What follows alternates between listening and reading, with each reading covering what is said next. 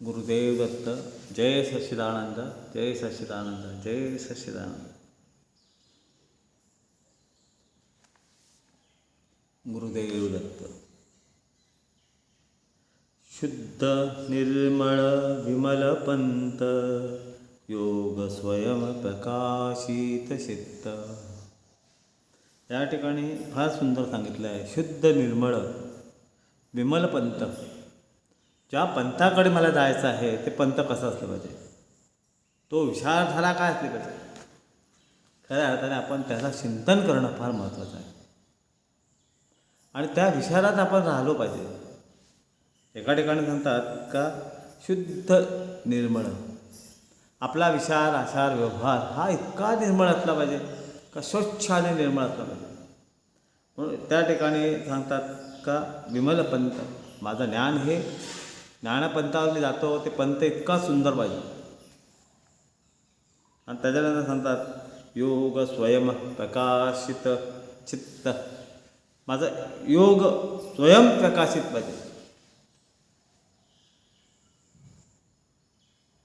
तर आपण अंधारात राहू शकत नाही. आपणच स्वतः प्रकाशमय असलं पाहिजे. त्या विचारात खऱ्या अर्थाने जगलो पाहिजे. आपण निर्मळ नसल्यामुळे हा जी विकृती समाजामध्ये उभी आहे किंवा विकृत धर्म हाच उभा आहे म्हणजे विचाराचा, तो का आहे, कारण काय, तर त्याच्यासाठी जगण्यासाठी जो मूळ धर्म पाहिजे तो आज माणसातला नष्ट झालेला आहे, खलास झालेला आहे.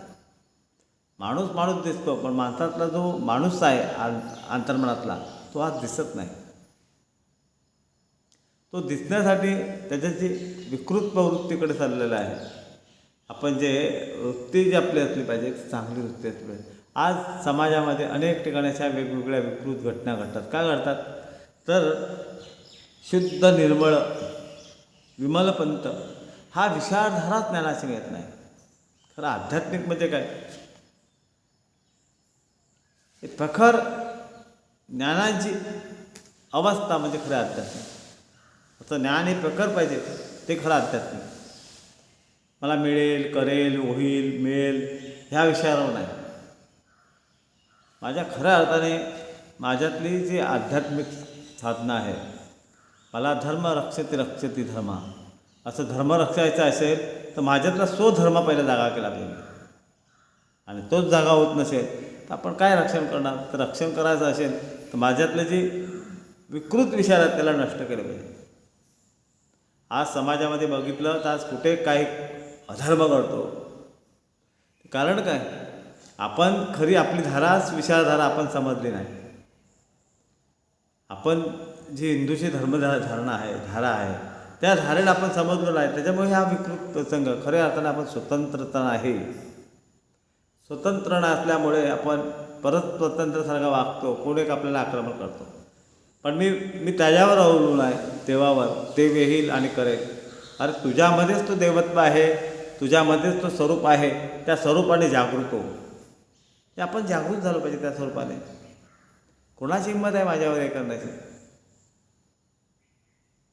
ही माझ्यातली जागृती होणे फार आज महत्त्वाचं आहे, समाजाची गरज आहे. आणि ती होणेच खऱ्या अर्थाने स्वधर्म हा जागला पाहिजे. धर्मजागरण म्हणजे काय, धर्म आपल्यातला स्वधर्म आपण जागला पाहिजे. या विकृतीला नष्ट करायचं असेल तर आपण जागलो पाहिजे, आपण जागा झालो पाहिजे. तर आपल्यात विमल विचार जे आहे, विमल निर्मळ धारा आपल्यात आली पाहिजे. बाबा आपला स्वच्छ असला पाहिजे, आपण स्वच्छ पाहिजे. आणि त्या विचाराने चालायचं असेल तर त्या स्वरूपाने आपल्याला जगता आलं पाहिजे. कोण एक माझ्यावर आक्रमण करेल तसं नाही करून देणार मी पण माझ्यातले पण स्वजागृती, माझ्यातला विश्वास आणि माझ्यातला भावना ह्या जागल्याच पाहिजे. कोणी काय करेल त्याला मी करून देणार नाही. ही भावना जागणं हा उत्तम आपल्यातला हा भाव जागृत झाला पाहिजे. आणि योग स्वयंप्रकाशित. मी खरा स्वयंप्रकाश आहे. अंधार प्रकाशमय नाही करत, प्रकाश हा अंधाराला प्रकाशमय करतो. जेव्हा रात्र असते तेव्हा सकाळी सूर्योदय, तेव्हा रात्र संपते. तर या चांगल्या विचाराची प्रकाशमय आपणच असलो पाहिजे, आपण झालो पाहिजे. तरच आपण खऱ्या अर्थाने या समाजातलं जे आपल्या चाललेलं आहे त्या धर्माला जागं करणं म्हणजे काय, तर देवपूजा करणं किंवा देवाची माळ घालून जप करणं हा भाग वेगळा झाला. पण त्याच्या व्यतिरिक्त काय, मला जागलं पाहिजे ही पहिली धारणा. तर जागलो तर खऱ्या अर्थाने आपण हे शुद्ध निर्मळ विमल पंथ, त्या पंथाबरोबर आहोत, धर्माची शिकवणीवर आहोत. ती शिकवण खऱ्या अर्थाने माझ्या जीवनात येणं हाच मूळ धर्म आहे.